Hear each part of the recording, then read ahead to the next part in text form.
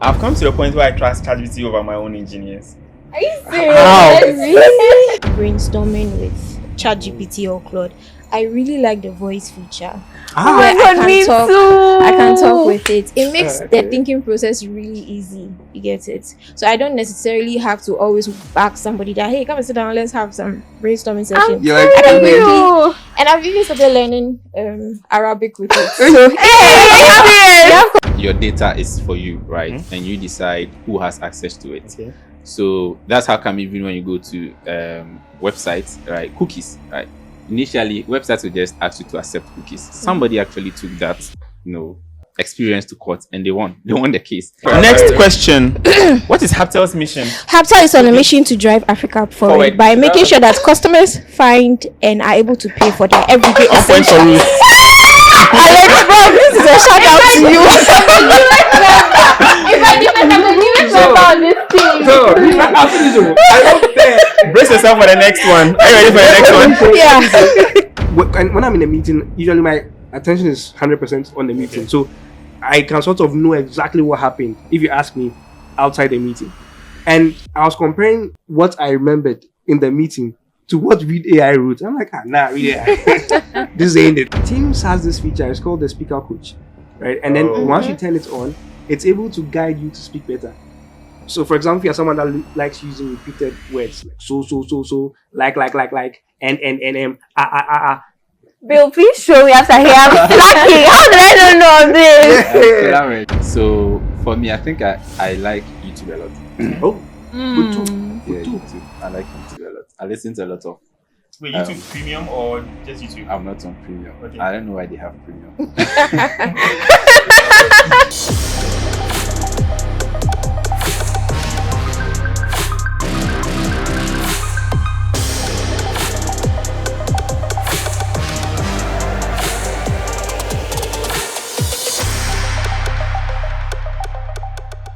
Hi, welcome to today's podcast. My name is Harrison, and today we are going to be discussing an interesting topic. With me, I have Bill. Can you introduce yourself? My name is Bill Kwikwasta Enkum. I'm the head of mobile apps engineering at Hubtel. I'm Sharon. I'm a UX designer. And I'm Solomon. I'm a machine learning engineer. And I'm Ruthie. I'm a machine learning specialist. Today, we are going to be discussing technology and new tools. We are going to be talking about how we are making our lives easier here with technology. But before we proceed, let's start with some few questions. Bill, would you rather use Gemini or ChatGPT? Oh, ChatGPT. Why? It's just better. You have to explain further because Gemini usually just spits out the results. Exactly. I prefer ChatGPT too. Because like Gemini, it doesn't put in the work. Like I feel like ChatGPT will put in the work, give you answers. Because it takes its time to spit out there. Exactly. But Gemini is like it's giving lazy work. Like the lazy students. Yeah, but then again, Like Google is that. always talking about ethical AI, ethical. You Oh, don't hear no. that with ChatGPT. We want intelligence. Does it not count for something? So it's not about ethical, it's just Google is intelligence. big and responsible with Mhm. technology. Exactly. Yeah. But they should give us a break. Okay, Yeah, so but I think to- one other thing is that the tool to use when it comes to Gemini, ChatGPT, and even Claude, which was not mentioned, mostly is based on context. So people actually like Gemini for longer context. So it's something that Gemini can do better. Like they all have their strengths, right? So ChatGPT is good when it comes to reasoning, and then Claude is very good when it comes to coding, and then Gemini is very good when it comes to longer context. I So didn't know that's that. why- So that's why ChatGPT keeps truncating your they call it the token limits or something. Okay, ChatGPT doesn't do that, but it's Claude that does that because for them they can't afford the infrastructure. But with Google, they are more focused on infinite, right? So they are working on this thing called infinite token, right? Mhm. So you can ask like a lot of questions, and that's like their strength. I think they all have their strengths. It's like, Yeah, but to be fair, I'm mostly doing engineering stuff. So I think Yeah. because ChatGPT was trained more on a lot of like GitHub code bases, Mhm. maybe that's why it does work well. Because Gemini, I feel like it's more essay based kind of thing, Yeah. but not like I don't think that really helps me in my workflow. So Yeah, it's true because if you want to like refine text or like make it sound more human, Gemini it will give you that. ChatGPT is very mechanic, but Gemini will make it like a human being writing. Oh. Yeah. I should it's try it. true. It depends on what you want to use it for. I would definitely give it a try. I mostly use ChatGPT. So Sharon, would you rather use Google or Microsoft? I like Google. Google has an animated feel to it. Like Microsoft feels very edgy, like so serious. I don't like But what do you like about Google though? Because I feel like if you are doing work like maybe PowerPoint, Excel, I don't see the competition here. What we use from Google? Like Google Docs. Google has like a whole workspace. Honestly, I use Google. I don't use Word. I use Google. If anything at all, and I'm required to use Word, I first start in Google Docs and then I export. And then whatever I have to do for you in Word, I do it. But what is special about Google Docs though? Like I said, it's friendly. Like it's more user friendly. It feels more animated. It speaks to my personality. It's more collaborative. You're writing, so more collaboration. Like it's just very easier. Okay. Solomon, would you rather have a robot that can cook any meal you want, or a robot that can clean your entire house? For me, I would want to cook my own meal. why? Yes, I Trust wouldn't issue. trust. Yeah. No, but to break it down, isn't food just like calories? Like, so why will you Yeah, but spend your time doing that? Okay, so and one other thing is that I like to use going to the kitchen to take breaks from like my machine, right? But you can just walk. Yeah, but that's my preferred method. Okay. Right. Makes sense. So mostly I'll just go to the kitchen, either do the dishes or just put something on fire. I find it difficult cleaning, and that's the truth, and washing. So Yeah, But the I time feel like was- cleaning is easier because if you're like a very stable person, you don't put things around. You don't have to Yeah. clean most of it. Yeah, it's the dust. It's not you. The dust to come to Just you. close your windows. Yeah. Okay, Bill. Close your The windows. dust You'll be to fine. come to you. And Sure. so I prefer But cooking takes time. I hope you know that. Yeah, but It it can be it also depends therapeutic. on what you are. So, Okay. Okay. Therapy. I agree. Perspective. Okay. Would you rather live in a world without smartphones or a world without the internet? That's very But that one is difficult. easy. Oh. Easy. Yeah. Isn't this a chicken and hen That- problem? Yeah, I think that's easier because if you have a lap, you said a Okay, smartphone, right? right, A yes, tablet we can can- do what a smartphone does. Mm-hmm. So that's okay. Yeah. Anyway, he has provided my answer. So We just use a tablet. yeah, Okay. the same Yeah, that will just solve it. Sure. Okay. So, Bill, what is a specific tech hack that you love? Oh, tech hack. I think thinking with ChatGPT.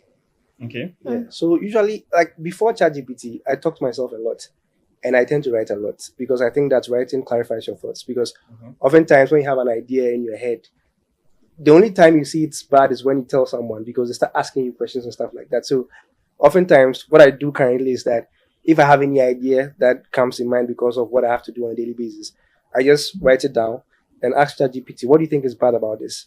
Right? And then try and find whether other people have done this elsewhere in the world because, ChatGPT has been trained on a lot of data. So obviously, if somebody has thought of this before, it means that it's going to be in that. And from there, I can deduce, okay, what went wrong with what they did and other stuff like that. So I think that if you go with that approach, it helps you to refine your ideas very well before you actually tell other people. So I think that would be a tech hack for me. And how often does it get it right? I mean, I don't think ChatGPT has to get things right for you. You have to get things right. And the way people think that is a source of truth is not really the case because if you look at the way it works based on past data. And the past data is not necessarily truth, right? And oftentimes the way humans are able to decipher or know that something is true is when they test it in reality and they get the result that they want actually. So I'm not looking for like truth from ChatGPT. I just want good ideas that are well thought through so that when I try it, I can get feedback and then feed it back into my process or maybe how will I put it? Go back again and then see how best I can find it and try again. I've come to the point where I trust ChatGPT over my own engineers. Are you serious? How? Really? Okay, well, for code, I think code is deterministic. So code, all you have is like good code or bad code. You can't really have like some human-based like. But when it comes to the things I work with, because I'm looking at strategy, objective mapping, team design, those things, ChatGPT cannot get it right because you are dealing with people. It's not necessarily machines. So I cannot base it on that. But if you're talking about just code, it has to just compile and run, right? So that's when ChatGPT has access to a compiler. They can write their code and then test it and give you back results. So, and you can easily also check it out. You can just copy the code, put it in an engine, test it out, and you have your answer. Of course, you can trust the code more that comes from ChatGPT more than some individuals. But I've seen cases where ChatGPT is plain wrong. Okay. It's just dead wrong. The code doesn't even work, but Yeah. it will just tell you that this code works. And when you tell it that a code that is working doesn't work, it will say you are right. So how does that In work? that case, you blame yourself or ChatGPT? That's what I'm saying. That I don't think that you should hold ChatGPT accountable for anything. Okay. You should hold yourself accountable because you were supposed to know in the first place, not ChatGPT. But I think it's a guide, it's an aid. I call it like augmented intelligence. Mhm. The fact that previously, when we were going to school, trying to, let's say, get someone to teach you something, you find it very difficult to because we are limited by physical space. You can't Yeah. travel everywhere. Yeah. There's no YouTube video on that particular subject. But ChatGPT has access to a lot of information. So I think that it's a guide to sort of help you know things that you didn't know. But once it exposes those things to you, you have to go and do the deeper research and then find it out yourself. So I think it's more of like augmented intelligence, if you ask me. Okay, sure. Yeah. Sharon, what's your tech hack? I have a lot. I don't know which one to talk about. Okay, let me talk about the simple ones. I think that my favorite thing about tech is that I can work them like easily between my phone and my laptop. Okay. Like the list of things, like being able to copy a text from my phone and I can just paste on my laptop and it will work. So that's like a Mac thing, right? How do you? That sounds like a Mac thing. Yeah, That's like Android a people. tech hack. They can't really tech hack. They want the Mac hack. No, but it's a good hack though, but I think it's still It's kind still of a nice. tech hack. What you are saying is that for us to be able to do that right now, we need to join the ecosystem. Get a Mac. Right? Okay, fine. Okay, fine. Let's move away from that. Mhm. Okay. This Siri, but there's Google Assistant too, so Okay. I'm sure you guys, I mean, Yeah. Android users can relate. Okay. So sometimes I'll be cooking or I'll be washing and I want to like call someone or I want to play music. All I have to do is say, "Hey Siri, play this," or "Hey Siri, call mommy mobile," and it does it for me. I don't even have to stop cooking or stop washing anything. Like that's one of my favorite things. Awesome. Okay, Solomon. On Check that, out. right? I Yeah. think it makes people like suspicious that is It's listening. No, but I think at this point they are listening. though. I don't. Yeah, definitely. Yeah, but like, what are you afraid Somebody of? is though? concerned. No, it's very scary because like just a few days ago I've been thinking about something, right? No, but And then- what are you afraid of though? Series on though. Why are you in my Maybe. thoughts? But they're not your thoughts. They are only when you speak. Are you sure? I'm Yeah. never talking about that thing to anybody. I think there's this concept of because Meta owns like Like WhatsApp, Facebook. Facebook and Instagram, conversations that you have on one platform, data is sort of Yes. transferred to the other. So if you move from maybe you can be talking about a friend, Mhm. an old friend from school on WhatsApp, and then you go to Facebook and Facebook is showing you. But I doubt that though, because they say they do end-to-end encryption, and I believe them. You get it? Right, I do. Yeah, Yeah. you're breaking my trust. No, but I don't. I think maybe it's just happenstance, right? Just coincidence, maybe. Well, I'll accept it for now. I think Well- once I have the data, what I do with the data, with the assumption that I'm using it to improve the product for you, Mm-hmm. I can do it because that's what they have in their terms of. Yeah, but what would you Yeah. do when you Always find out yeah. that your phone doesn't even when it's on, it's still when it's off, it's still working, Buy a different phone then. right? Solomon, what's your tech hack? So I was going to even ask you. I mean, machine learning. Do you use AI? Okay, so it was a bit ironical, but then yeah, we do. So we also use AI to build AI, Okay. basically, Yeah. because yeah, at the end of the day, there are different types of AI, Mhm. right? There is an AI that we build for our product teams, right? And then Okay. there is an AI that somebody else has also built, like ChatGPT, that you can also use. So it's just like in every ecosystem, right? I may be a food seller or I may be a vendor. You can also be a vendor. Maybe you are selling cassava. I am selling Okay. plantain. I need cassava, I come to you. Mhm. If you need plantain, you come to me. So yeah, we also use like those two. So I use ChatGPT often, and then Claude, and then I think those are the two main ones that I mostly use. I'm fascinated with notebook. But like, what is it any good? Come again. Is it that one from Anthropic, Claude? Yeah, Claude. But Yeah, isn't Claude it- is really it's good, good, when right? it comes to writing code, right? Oh. And even when it comes to reasoning, I think until ChatGPT brought their O1 preview and then O1, what they have now, their GPT O1 model, Claude used to be like very good. Claude 3.5 Sonnet also Okay. very, very good. So I like in terms of reasoning. yeah, reasoning and the writing code. Yeah, but that one, I don't know. But I had a chance of playing like a chess match against and I'm not a very good chess player. High IQ. Okay. I won it. I'm telling you. I'm not a good chess player, so if You played with Claude. we said, Did yeah, you play with Google ChatGPT as well? no, I don't think so. They had done this. They had this big. It was at one of some conference like that. So they had Is there done this. competition? No, it wasn't a competition. Okay. They just had a lot of people showing their tool. Okay. And Claude had done this one where they had like some form of like interface that you can play chess with Mm-hmm. Claude being powered, like Claude powering that particular chess player or that chess agent. Okay. And I was making very silly mistakes. I'm not a very good chess player, by the way. So I won. So I'm like, if I won, then this guy's facing like I don't know. Well, I so somebody built the tool using Okay. Claude. Okay, Right. okay. So then the question is, why did the person use Claude? Is Claude like the best option for building a chess playing tool? I don't know why they did that, but then when it comes to the coding bit, they are there because Okay. maybe they've been fine-tuned to write code Mhm. than fine-tuned to play chess. Okay. Yeah. So if someone is just trying to, because it's Claude, and then trying to use Claude Vision or whatever to make some moves using chess knowledge, I don't think it means that has been fine-tuned for that. So most of what they are doing now is that when they want to, so the whole concept of the language models being better is plateauing, right? So the idea was they had something called the scaling laws, where they would just feed more data, build a bigger architecture, have more compute, and then you have like really good models. Okay. So that's what they had been doing for a while, from GPT-1, GPT-2, GPT 3.5, GPT-4. And now people are waiting for GPT-5, thinking that it's going to be better than GPT-4. But there are assumptions that they couldn't make it happen, right? Yeah. Because it's like right now there's a blocker, there's shortage of data. So I think OpenAI is doing this 12-day OpenAI something. And just Friday, they were talking about reinforcement fine-tuning, where they are now coming to experts, for the experts to build tools, using domain knowledge. Okay. The whole idea is they want more data.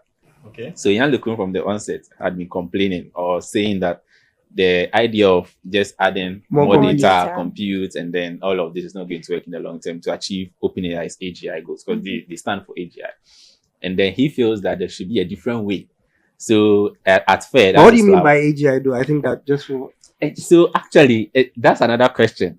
Who defines AGI? Yeah. Or who gets to say that, oh, we have attained AGI? Everyone's defining AGI. Yeah, but what metric are you going to use to tell us that? No, What but you I have think, done I, is th- I think AGI? that even the real question is that is it really AI what we are using right now?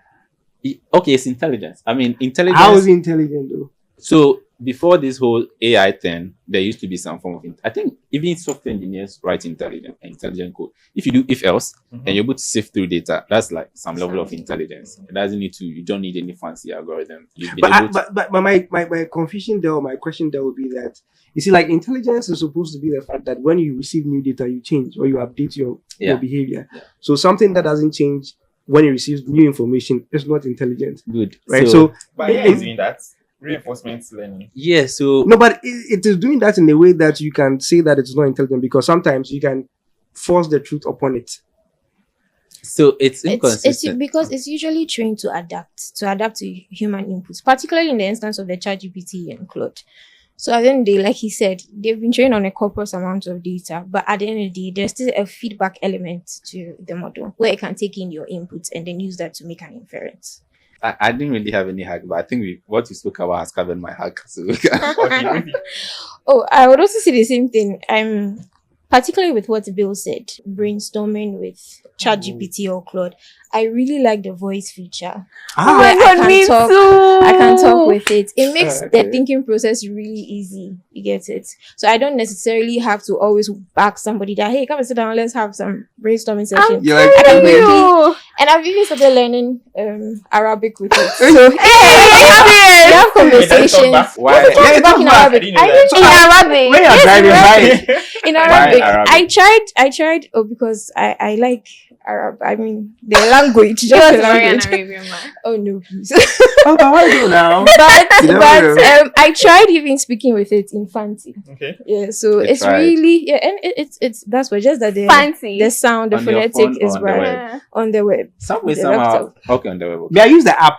Yeah. So usually when I'm like driving, Mm-hmm. and I don't like radio. So when I'm driving, the car is either silent or Mhm. audible or some music or nothing. So I like arguments a lot. So now I have a new partner, ChatGPT. Really, That's you argue true. with ChatGPT? A very intelligent debater. Yeah. So and you can fine tune the argument. So you can say, okay, ChatGPT, I want you to steel man this argument, like make this argument stronger, and it will actually do it, and it's really interesting. Impressive. Yeah, it is. Funny enough, I've not fully trusted the mobile app. Okay. So I've not downloaded it. How do you might trust though? Yeah, You see, on purpose. at this point in the Gen AI space, there's just a test for data. Okay. Right? So yeah, I'm not really You know sure what boys are doing to get what's the data. going behind the scenes. No, but so what are you so afraid of that they use Exactly. the That data they'll for? take over I the mean, world.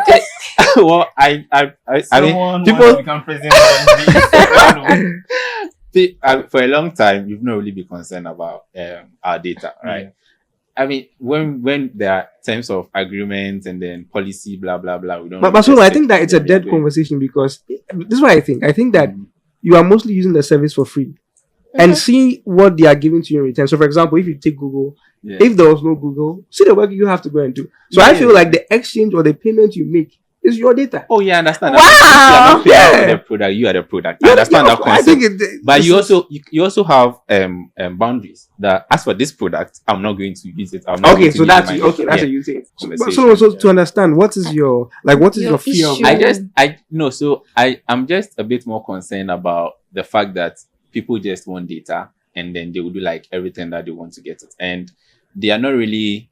It's not being ethical. There's not been a lot of ethical concern when it comes to data acquisition. That's my favorite conversation. So recently, Mira Mirati, who just left Okay, OpenAI, she was asked whether they used YouTube, videos, they transcribe YouTube videos to build OpenAI models, and she was like, she didn't know. Meanwhile, you were the head She of said that. Okay. the technical lead or something like that. So I think that you see, it's a double-edged sword because for the longest time, I think the conversation of AI started around the 50s, where they wanted to build like a physical, mechanical, like perceptron, like a mechanical mind. That's how they used to call it. So all that time, I think it got to a point in time where they even shunned like AI because it seemed to be like a dead case. Until, as you mentioned, Yal and Kuno and all these people brought it back in the 80s, 90s. I think Geoffrey Hinton just got an award for that. But it came back with a lot of work to acquire this data. And without this data, it wouldn't have been here. Yeah. So I feel like you having a pushback like they shouldn't get more data is what will lead us nowhere. Back to the That's true. So Solomon, where do you draw the line? So personally, I feel your data is for you, right? And you decide who has access to it. Okay. So that's how come even when you go to websites, right? Cookies, right? Initially, websites will just ask you to accept cookies. Somebody actually took that, experience to court and they won. They won the case. Yeah. Okay. That's how come now you can reject cookies and even now people are forcing it on your necks, right? So data, the point where you draw the line is, do I want to give my data to this, to this service, or do I want to use this application with a, idea that they'll definitely have access to my data? There are some that you think you can't do without, so you just have to use it anyways, and then go and look at their terms of privacy policy or whatever it is, and then if it works for you, and then you accept it. Something like an app like TikTok. I don't have TikTok installed on my phone because I feel there's just a lot of things that they want to take, which doesn't really sit well with me. This there's another tool called Read AI. Okay. When Read AI became really popular on our platform, I went to look at their policy, whatever they were doing, and then I realized that this tool just wants to transcribe our calls. But then they said they want access to location data, taking our conversation data, and they have third parties that they are working with. So there was a point where I took screenshots. I showed it to Norbert that I don't have a good experience. I'm an AI guy, but I was like, I don't have a good experience wanting to use this tool because I feel the data that they want to use or the data they want to collect is beyond what they are doing. And that's my concern, right? If the data you're collecting does not go beyond the service you're providing.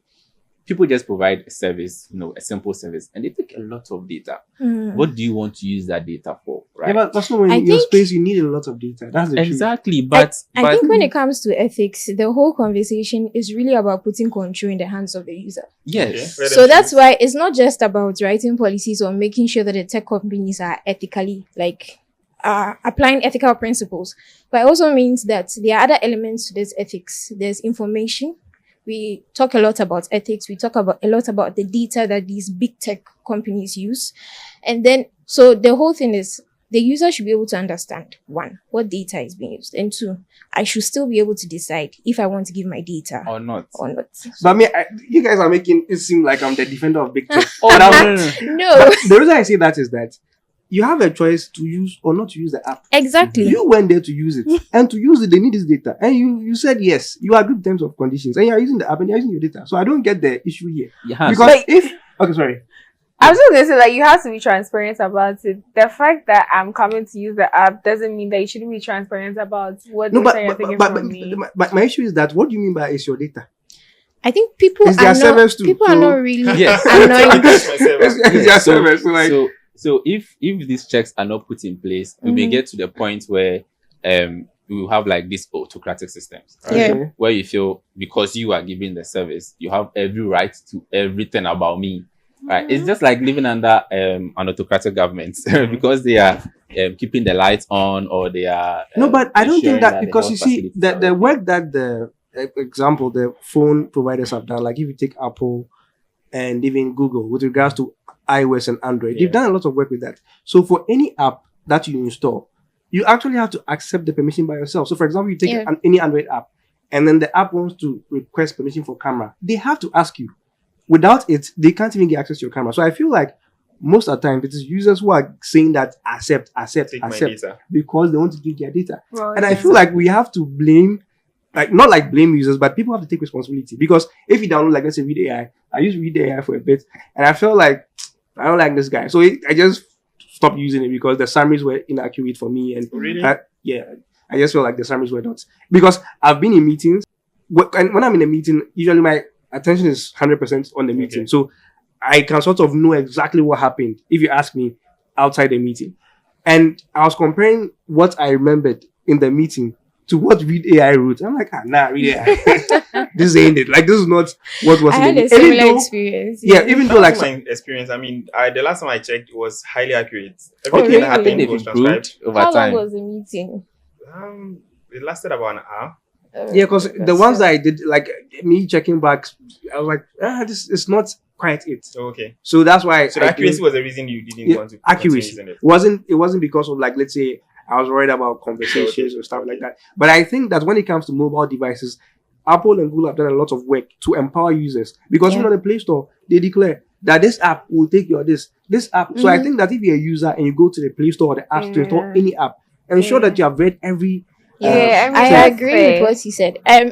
Like he said, you have to be able to blame both parties. Yeah. One party doesn't want to read. I mean, how many of us read all Yes. the tall list of privacy policies? Yeah, I mean, if and you don't all do that, that's on you. Yeah. That's on you. Because Harrison, I think you develop apps. We all Once develop I saying that, I apps. think about your grandmom as well. No, but I think that because we don't want to, like, the fear of missing out. Like, for example, TikTok. Yeah. Everybody's creating there, so you want to go and see what is there. So because of that, you forget everything else. You see, so I think that if we are going to blame big tech, we also have to blame users that they said they want camera, you said yes. They want microphone, you didn't ask. What are you using? You say yes. They want location, you said yes. Me, some apps that ask me for location, I'll be like, deny and do not allow. There are some apps that will ask you that. So on Apple, for example, when you install some of these apps, they ask you like, okay, do you want the location to be when the app is in use, when the app just once, or when the app is even in the background? Sometimes I'll just choose just once, or when app is in use. Yeah. But I'll never give background permissions, Mhm. right? And I think that somebody will just be like, background. And then that way they Yeah. get it. Is it really their fault? Because they So I told think you. it's education too. They Yeah. told you. So I don't know. Well, anyway, so thanks for the feedback. Personally, I use AI for a lot of things, but I think one of my favorite things to use AI for is to generate scripts, Python scripts, Okay. because I found out that when you feed it too much data, it complains. So why don't I just write a script that will just feed on the data? And we use this a lot. Our work culture, for instance, most of our reports, 90% is generated using Yeah. AI. Yes. Wow. I So we see. just have this Python script. We just make sure that it works very well. And then anytime you want to generate a report, you run the script. You don't go to AI. Yeah. And then, like Yeah. someone said, sometimes the result is inconsistent, right? But the Need to script is keep always doing consistent. it. Yeah. Let's share our three most used apps, right, for productivity. Let's start with you, Bill. Yeah, so for me, as I mentioned, ChatGPT, and then Teams and Calendar, I'll put them together because Teams, because you have to. not because I like Teams are very good too. Because Okay. we used to work in the office mainly before COVID hit, and we did Yeah. work from home. So working from home, I think Teams has been amazing. The fact that you can work together from home and then jump on a call, Okay. the video call, I think it works great. The audio is cool. But the reason why I mentioned Teams is that Teams has this feature. It's called the speaker coach, right? And then Oh. once you turn it on, it's able to guide you to speak better. So, for example, if you're someone that likes using repeated words like so, like, and Bill, please show me after here. I'm slacking. How did I not know this? Yeah, it's really cool. You teach them. It's really Please cool. blame Harrison. And then when you turn it on, right, it's able to, even in real time, as you are having a call, tell you Yes. that you are speaking. Because I speak sometimes very, very fast. And when you speak fast, it doesn't help your audience because they are trying to get you and you're just. Sharon, you're rushing. Slow down. Like, Yes. you're always supposed Speaker to coach be. will tell you that it seems you are talking faster. And so it's able to monitor cadence. And then when you are using some, in quote, potentially offensive words. Mhm. So I think that in some places, the word master might sound offensive. So it will tell you that, okay, these words are quite some way. And even your pauses. When you're speaking, you have to pause and others. Speaker coach can do all that. And it works really, really Teams well. has made Bill a better man. Yes. Yeah. And the other part about Teams, why I mentioned, there's a part that you can schedule messages.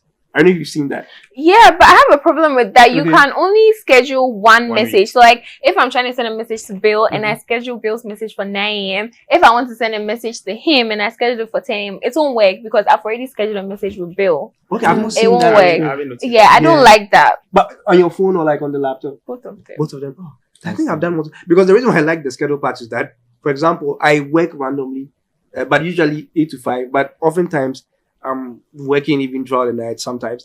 And I want to send you a message. You want to Yeah. appear to know working randomly. But I know that if I send a message at 3 a.m., you will not see it or you might Yeah. miss it because you have a. So I'll just Yeah. gauge, okay, 9, 10. Yeah. And I usually set some odd time so that it's not like. Yeah. 9:35, Yeah, 9:33. 9:37. So that way it's not like it's a meeting time and then you get caught up. So it's really cool. Yeah. Then my last one will be Excel. Okay. I think that Excel, I got used to it. I mean, I was taught it at Hubtel. There was a course that we took for Hubtel about Excel, and I think it was really good. I remember. Yeah, because my work is more about people, strategy, analytics, business, and so I have to use Excel to do a lot of data analysis left and right. And I think with that also, ChatGPT really helps a lot in making sure. Then I think I mentioned calendar too. So calendar is very, very powerful. Okay, that'll be your fourth. I put Teams and Calendar together because the reason I mentioned calendar is that we underestimate because there are some things I don't have to remember. So, for example, when I was a child, if let's say they send me to go and buy some stuff, I know a lot of people will just keep it in their head. Like, let's say I'm going to buy Kobe 1 CD, Yeah. I want it 3 CD, tomatoes 5. Yeah, I don't want to do that thing. I don't go and put tomato in my head. So I write it down on a piece of paper.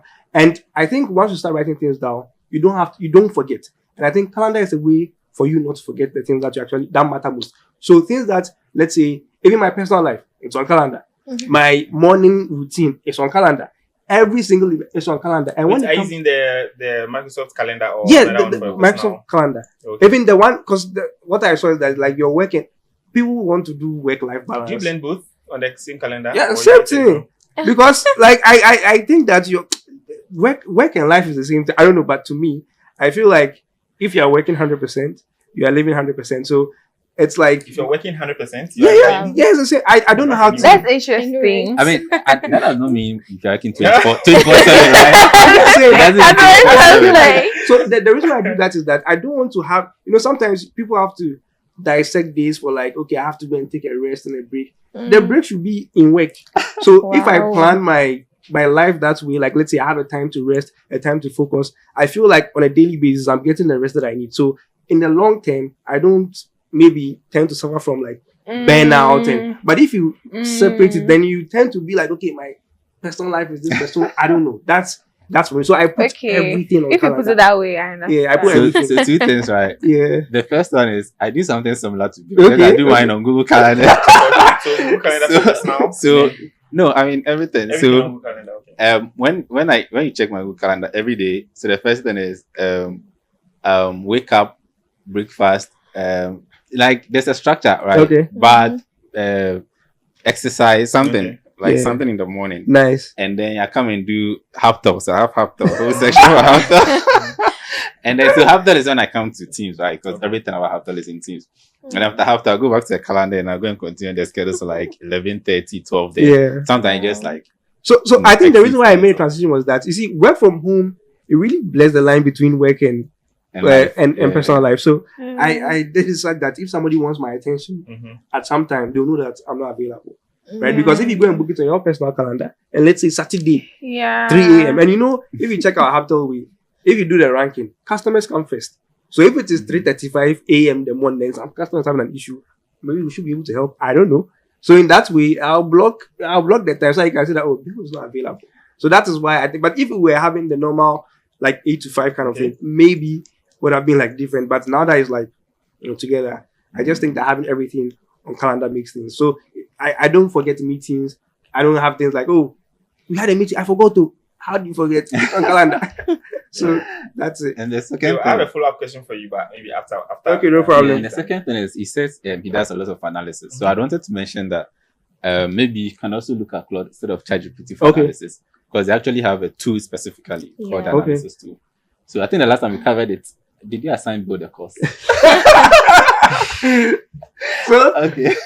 So the analysis that I do with Excel, I think Excel, the reason why I use ChatGPT is just to get the Excel functions, because I'm not a very good like Excel guru kind of thing. But I know ChatGPT has been trained on data. So let's say I want to do something.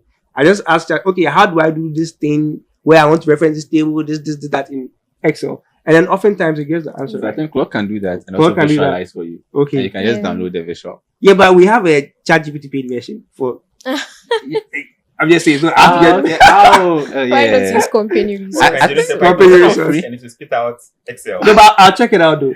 Sure, Sharon. What are your 3 tools? You said you had a follow-up. You tech bros are teaching me so much. My top like tool is Notion. I'm a Notion person. I'm a Notion But I girly. thought Hubtel has decided to kind of Notion. Back away from Notion a little bit because Outside Hubtel though. My personal thing, yes.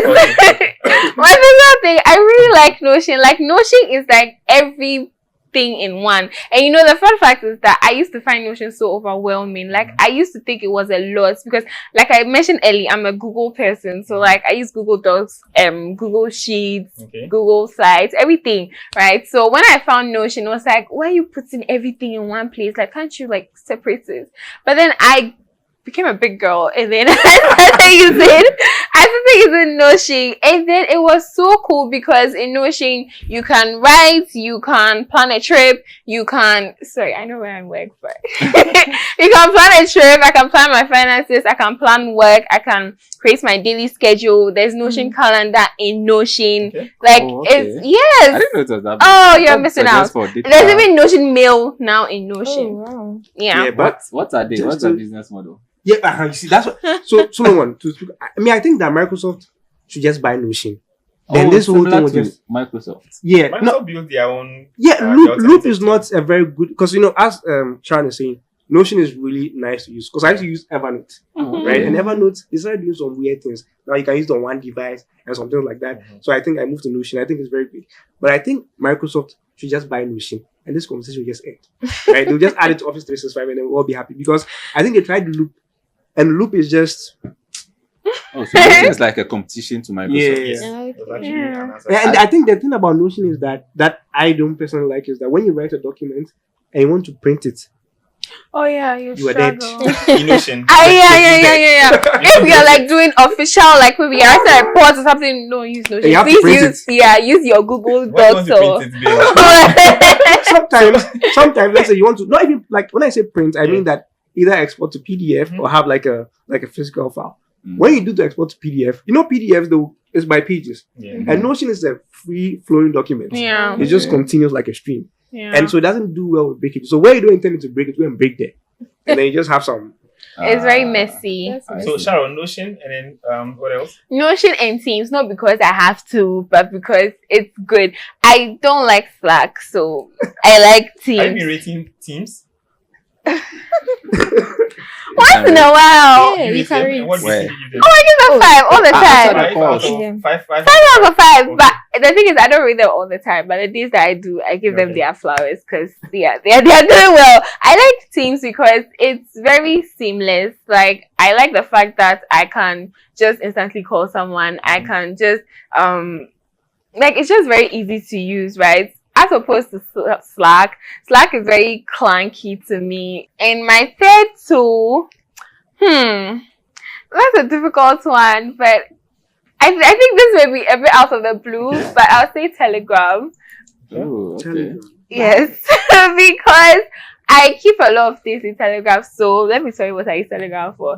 First thing is I create a channel for myself in Telegram, and it feels like I'm texting myself because I can randomly send messages there, and it's just me, Okay. right? So I use it for like very Teams has that personal though. things. Yeah, you can do that in No, Teams. but Teams is for work. I wouldn't want to be typing my personal things in Teams. I use Teams for work. But yeah, like Telegram gives me that option to like type things to myself and all of that. And also I can download music from in Telegram. Piracy. Not piracy. Not piracy, but like if someone sends me music Okay. and like it's a lot, it's almost like a playlist, like you're You playing can it. play it right from Telegram. Yes, Okay. yes. Those guys are building some internet too. I don't know what they are doing. So, Yeah, it's a lot. So what? Notion, Teams. And Telegram. Are Telegram. you not concerned that Teams, whenever you hover over the camera, yes, turns on? I know. I've Yes. tried that before. Yeah. Solomon, what are your 3 tools? Okay, so I think these tools can like span across like Okay. everything, right? So for me, I think I like YouTube a lot. Oh, good too. Yeah, Good too. YouTube. I like YouTube a lot. I listen to a lot of. Wait, YouTube Premium or just YouTube? I'm not on premium. Okay. I don't know why they have premium. No, but you have to have those. How they pay the creators? If there's no- Yeah. So I think right now Google is trying to squeeze a lot of money out of people. Yes. It's not just on YouTube; they are doing on like Yeah, a lot of everywhere other Yeah. platforms. Maybe it's because they are throwing a lot of money into these language models and they need to like Okay. read. So, but I like YouTube a lot. I like to listen to like a lot of podcasts, like a lot, data podcasts, business podcasts, social podcasts. I think right now the whole thing about visual or TV, right, is moving into the podcast arena. People are fancying podcasts than the traditional television stations, and maybe I just happen to be like one of them. Lectures, like anything, everything. Anything I do a lot of podcast. things on But YouTube. someone, I have a quick question on that, right? Because I'm thinking that I also like podcasts a lot. Okay. But the thing is that I feel like podcast, it makes you some type of like some how like in a nice way. Mhm. Sometimes a shallow expert. Because you I'm just saying, Yeah. like I watch a lot and sometimes I feel like okay, I know American politics, but I don't know anything about American Oh, okay, politics. I think So it it depends. sort of takes you away from The reading details. books. Yeah, because they speak out like casually, like, oh yeah, this guy is an MD. Ah. Yeah. And you think that, oh yeah, the guy is top. So you know some basic facts about the thing. And if you don't take time, you build that kind of confidence that you know, but you don't really know the thing like that. Yeah. So I think that this generation don't take care. What will happen is that we'll have a lot of people that know things, but don't know things. I don't know if you get what I'm trying to But say. is that not the same concept that reading books works off? Like someone knows knowledge and they Yeah. are passing it down to you in this time. This way is one of the means that changes. So like No, but the books are really more detailed. Like if you take any book on, let's say, Mm. software engineering, or let's say a book on psychology, it will really go deep. Right? Like there's a book called Ungifted. It's about intelligence. Before the guy gets to the end, he's looked at how intelligence definition was coined. Who did But it? Bill, On a that podcast- might be your own perspective. Yeah, sorry. Because for some people, podcast is like an entry point into a topic. Solid. So Okay, so if they are interested, they will dig deeper. yeah. Okay. Yeah, True. frankly speaking, I don't think hardly do people make like long podcasts. I think unless this guy called Joe Rogan. Lex Friedman, Africa, yeah, that like who does like 5 hours podcast. 5 hours. That's yeah. Yeah, that's a lot. And then I think Diary of a CEO also does like 2 hours, 3 hours, 1 hour, 30 minutes. So like those people, they sort of host experts, Mhm. right? And I just like to listen to like these experts who are like older. But I feel I don't take like their words for. Okay. I just it just helped me build like a worldview, you know, by myself.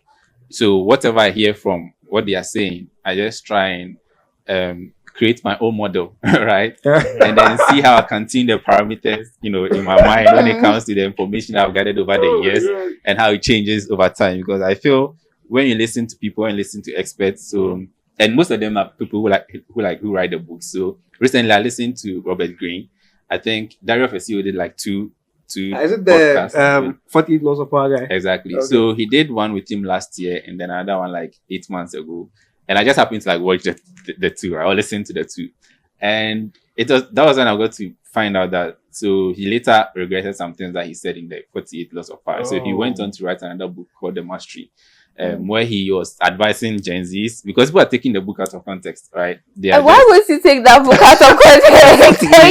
I would say the book is so. That's I don't really understand. But that's very dark. Are you sure it's that though? But that's his experience. Like he said he actually wrote the book out of his personal experience because he had been bullied and then like he's gone through like life, and he was like 38 years and he was so poor. So someone just asked him if he were to write a book or something like that, what would he do? And then out of frustration, he just like said all of these things, and he realized that it's actually something. It's not new. It's something that's happened like since the ages of old. That has been polished over time, and then he said to like write it into a book. But even back to the 48 Laws of Power, if you look at it, it's more like historical with its own twist. Exactly. Yeah, so I don't know the whole like obsession about the book. If I'm being honest, I will tell you that you should read that book at least once in your life. Wow. Just be careful because it's truth. Even though it may be a bit dark, it's truth because whether you like it or not, it's human psychology. It's how human beings work. Whether you think it's dark or that's just how human beings work. So you subscribe to all the ideas shared in the book? At least most of it. I don't subscribe to it. It's just something that is good for me to know. And then it's like office politics.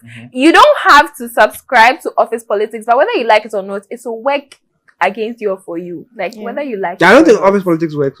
I just think that getting the job done is what works all the time. I disagree. No, I don't use ad blocker by the way. I just skip.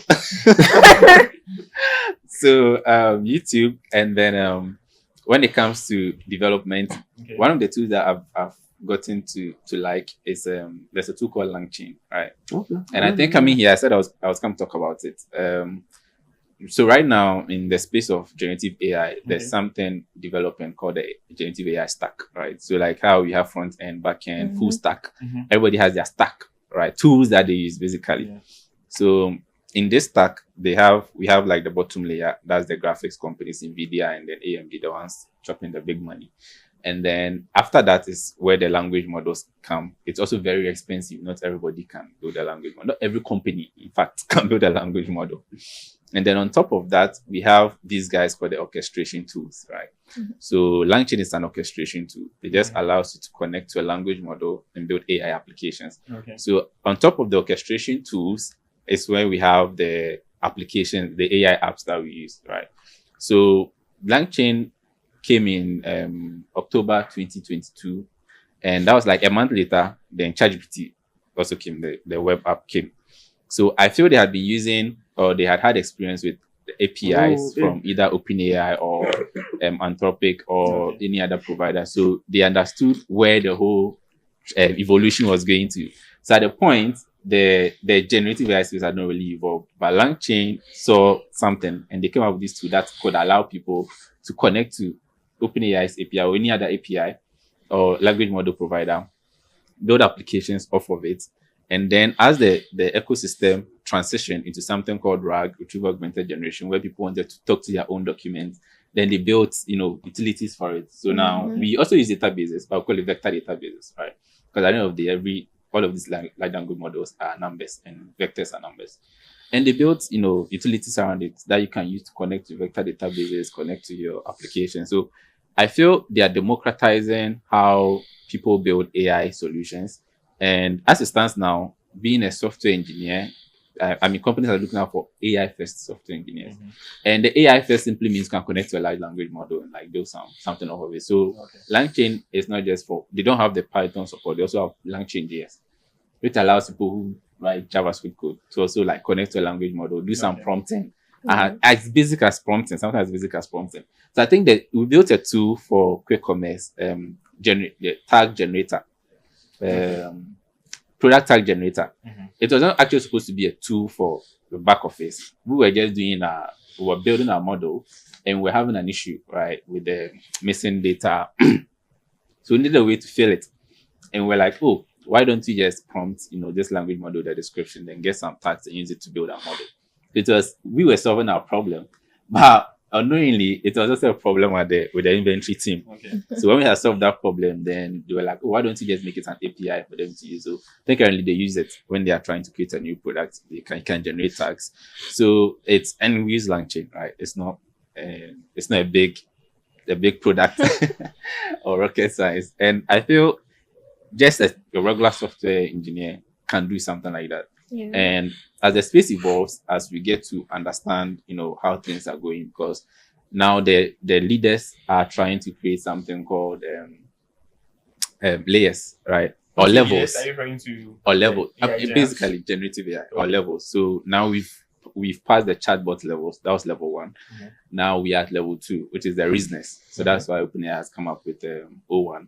Level 3 is agents, but we've been building agents already, but they are just yet integrated into the model. So, and LangChain is evolving with all of these paradigms, right? From the chatbot era, they have support. Agents, they came in with LangGraph. So if you want to build an agent, you can use LangGraph, and then on and on. So at agents, the next one is innovators, and then the last one is organizations, right? Where autonomous, like you can run a company just by using AI. That's the idea. We don't know when we'll get there, whether we'll actually get there. So I feel this is like a tool that will evolve over time.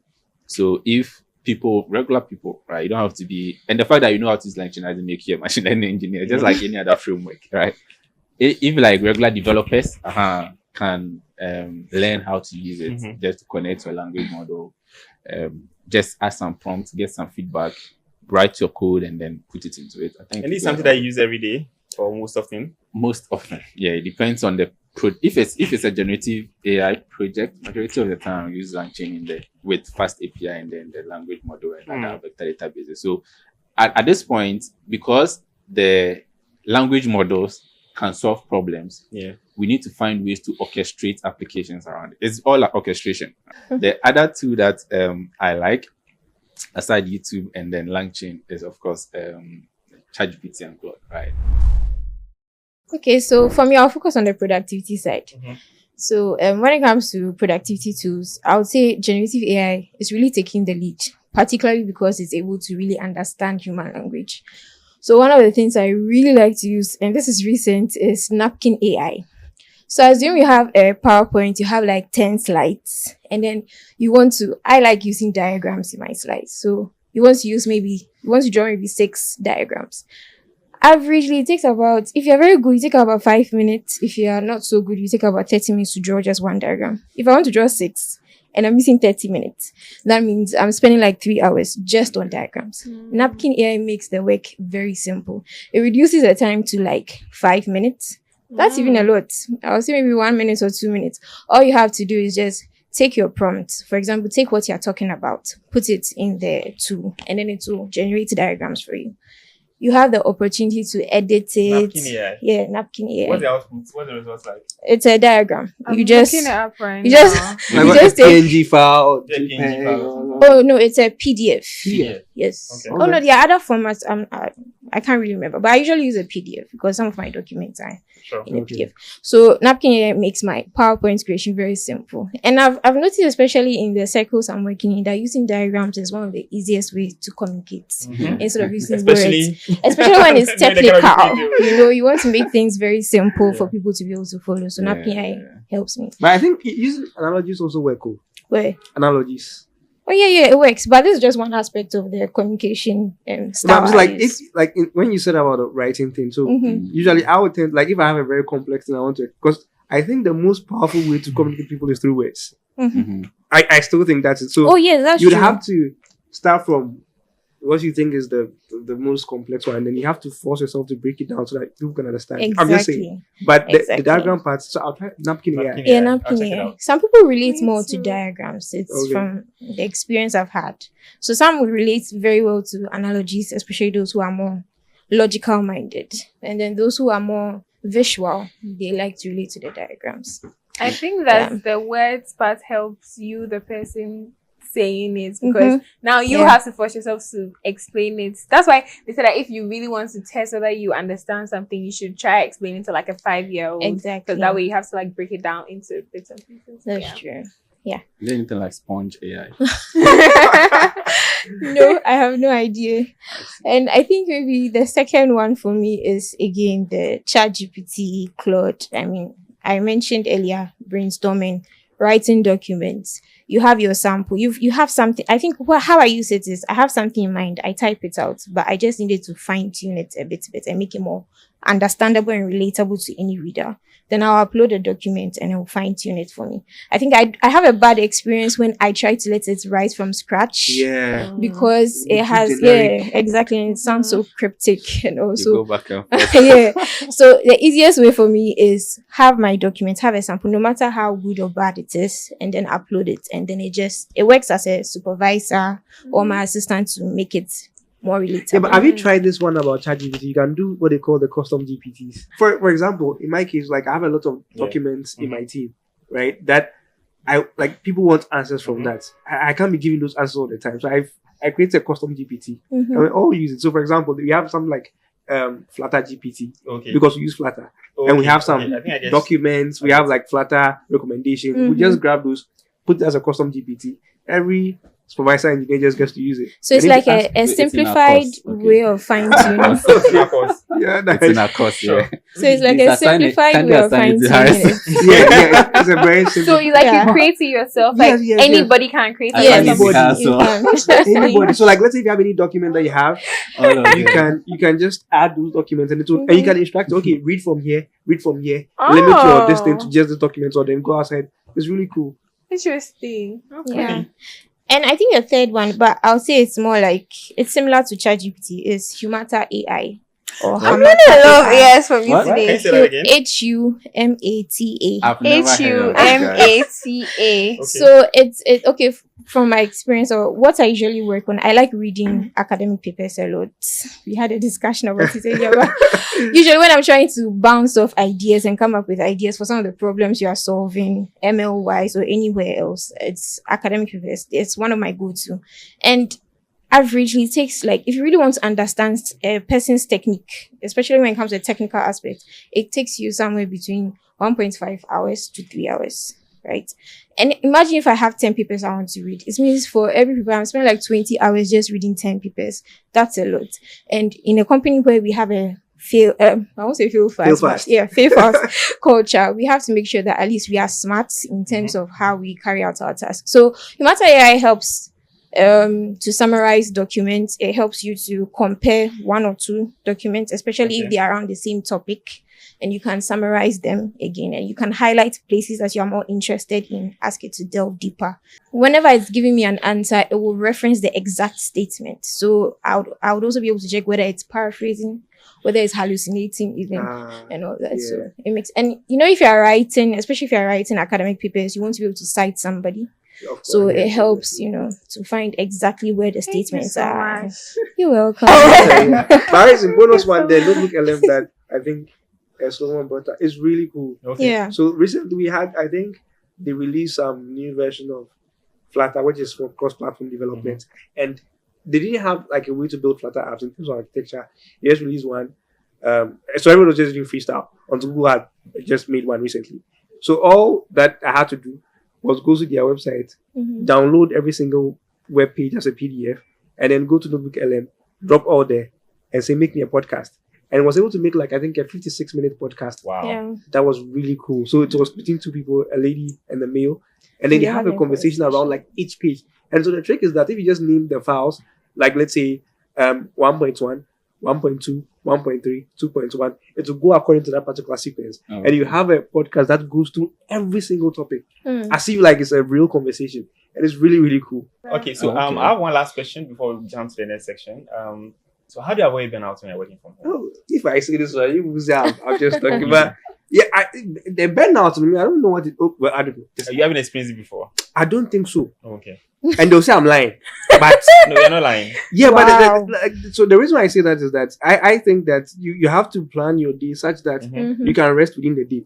Okay. Yeah, that's the only thing that I think happens to me is maybe I get bored. Mhm. Let's say if I'm working on something that it doesn't get exciting, then yeah, I'm like, try this thing. But apart from that, Ben, like I'm tired. No.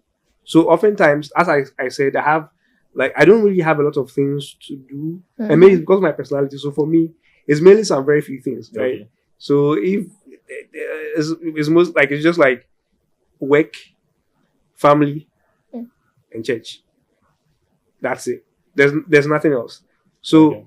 because of these three things, so you didn't hear friends, right? Friends is not even part. So it's just work, family, church, that kind of thing. So my daily things are oriented around that, and in that time, I have time for like ample rest. So you have to make sure that in a day you always have some time when you actually Yeah. rest. You don't. I don't. go Yeah, past it. and I also tried to when I was like I think when I first joined Hubtel, Mhm. I had a team member.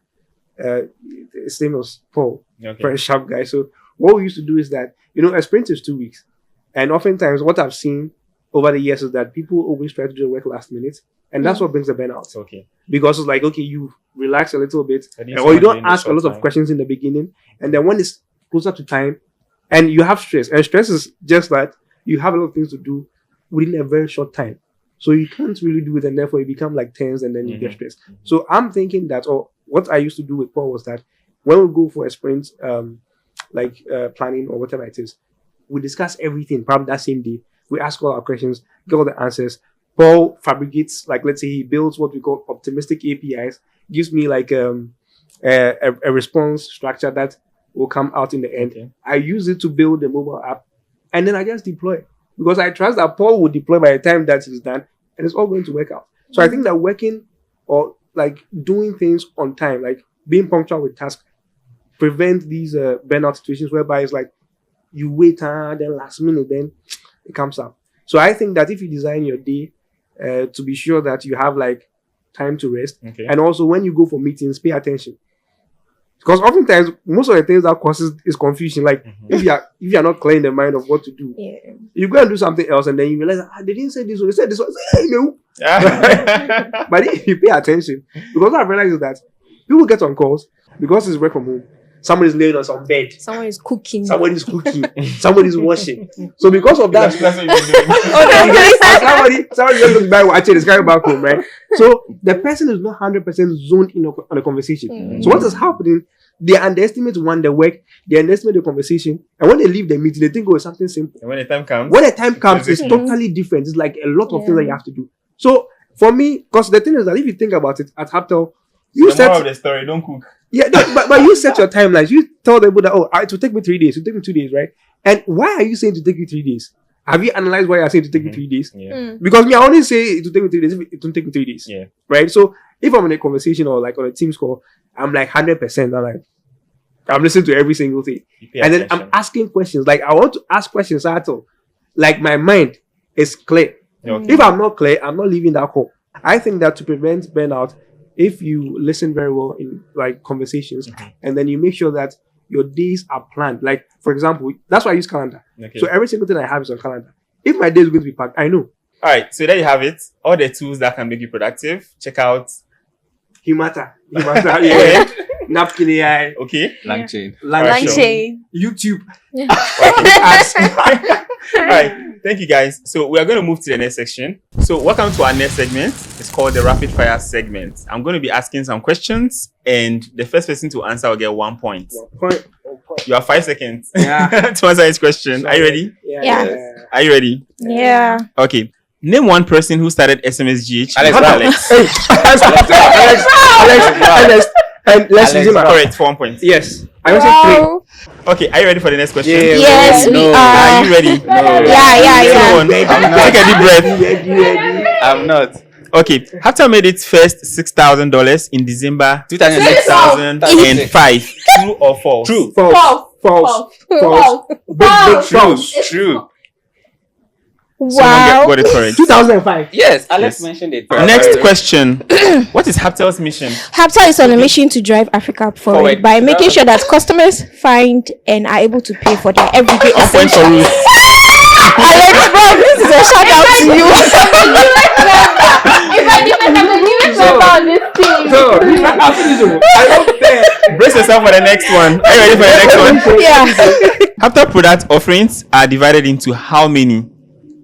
This one, I know the answer is wrong, Mhm. but you fine. Somebody should answer. Okay. How many categories? How many groups do we This divide quiz Hubtel is how from? long Is it did you 6 hear? or 6 or 8? I think You I'll have say 5 seconds. 2. 5. Okay, 1 point for Bill. Yeah. 8 too. Okay. All right. What are they? Customers and merchants. 1 point. This is a cheat. Sharon, what are you going to answer? No, so he mentioned 2. So I was hoping you just know that. It says customers. Easy. I'm going to say consumers is What is Hubtel's dress code? Hey. casual. Correct. Solid, But solid. where did you learn it from? Where did you learn it from? This will catch you a little bit off guard. Are you ready? Yeah. What does the razor products from Hubtel do? Education. Oh, it helps in paying students' school Schools. fees. I want a more refined answer. It helps. Parents are paying their children's school fees. Yeah. It helps schools A to manage digital platform their for data. schools. No, that's not it. It allows parents to pay for their children's school fees easily. So pay your children's school fees in style. Sharon. Okay, so Sharon, 1 point for you. Are you ready for the next one? Yeah. Okay. Actually, let me read what is here for you. Okay. Okay, so it helps schools to collect school fees in a modern way. Are you ready for the next question? Yeah. Mention a thing Hubtel praises. Very fast. Obsessively improve. Successfully improve. Yeah. Mhm. Authentic and truthful behavior. 1 point for Ruth. Next question, are you ready? Yeah. Mention a thing Hubtel punishes. Punishes. 5 seconds. Moonlighting. Moonlighting. Yeah. 1 point for Bill. Mention a thing Hubtel ignores. Salary. Solid. Salary complaints. Wow. Or Wow. All right, everyone. Our score is in. Mm-hmm. The winner. Looking at you, Bill. So Bill won. Wow. Yes, but we need a loser. The last. We need a loser. Okay. And together, I've not heard that signed, though. before. I've not signed, so please. well, Don't you have to sign? Bill had You 4 agree points. that, yeah. Solomon had 2. Sharon 2, and Ruthie 2. I think we can all Wow. agree to that. Yeah. Mm. So I'm going to be asking a few questions, and then the winner will help us to break the tie. Will become Are you ready? second, right? Are you ready? So Sharon, So, Bill is Solomon, out. Bill is out. Okay. Okay. That's fair. All right. And by the way, the loser gets to be assigned the Hubtel course. Who is the head of product? But Patrick.